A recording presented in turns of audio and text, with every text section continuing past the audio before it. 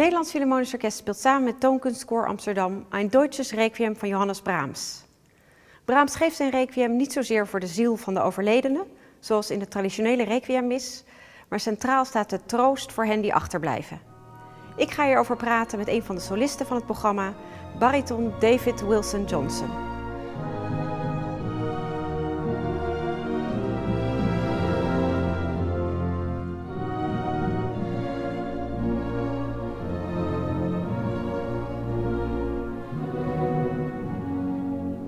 It's a funeral march, obviously, isn't it?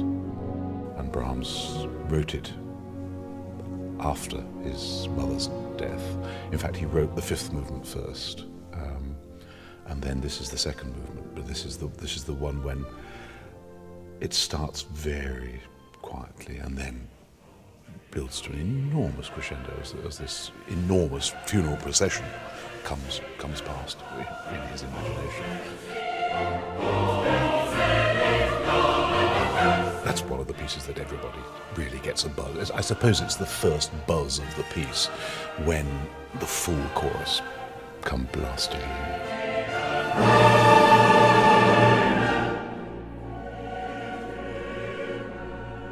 Ewige Freude, it's the idea of this eternal, not jollity, it's not a party, but it's Brahms' take on the piece, you know. Because it's quite uplifting for a requiem. Yes, but it doesn't frighten the pants off you like the Verdi does, you know. Well, I think it's a working through the pain and finding a consolation. I think that's the whole point of the piece, that Brahms is working through the pain of losing his mother.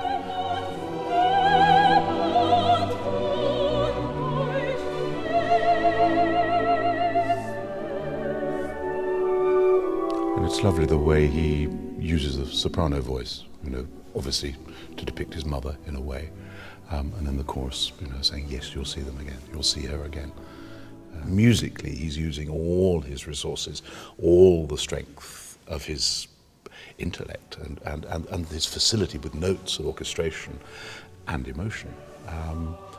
And he finds his way through it to this wonderful moment, you know, in the last movement, I think, when we hear we go from the moment of death, in a way, when the baritone says we shall all be changed in einen ogenblik, you know, and then it happens.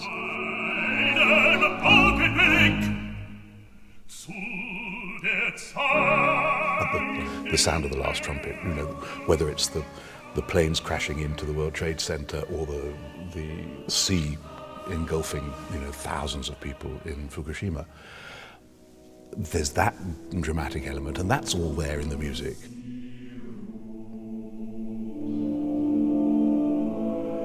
Yes, here's the ghost speaking, taking rest from their work, and here's the oboe.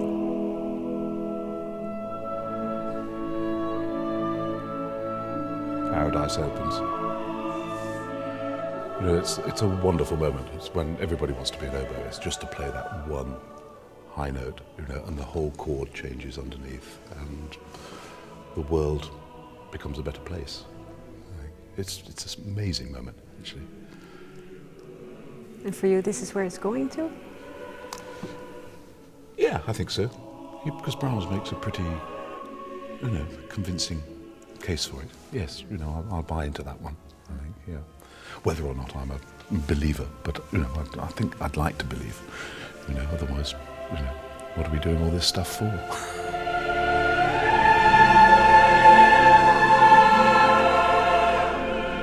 Ein Deutsches Requiem van Johannes Brahms, door het Nederlands Philharmonisch Orkest en het Toonkunstkoor Amsterdam onder leiding van Marc Albrecht. Op 19, 20 en 22 mei in het Concertgebouw. Voor meer informatie kijkt u op orkest.nl.